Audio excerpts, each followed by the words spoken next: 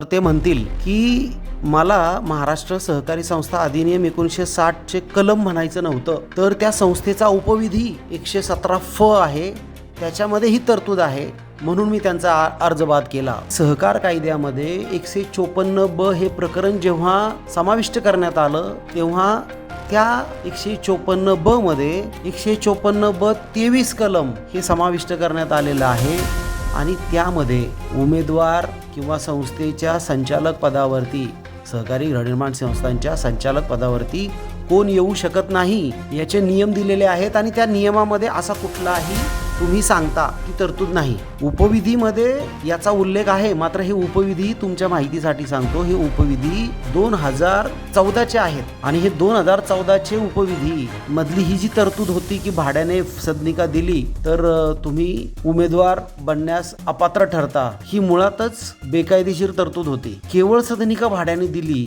म्हणून त्या ठिकाणी कुठेही संस्थेच्या हिताला बाधा येत नव्हती, संस्थेच्या उद्दिष्टांच्या विरोधात ते कार्य नव्हतं. त्याचाच विचार करून मग जेव्हा 154 हे प्रकरण समाविष्ट करण्यात आलं, कलम समाविष्ट करण्यात आलं, तेव्हा ही तरतूद काढून टाकण्यात आली.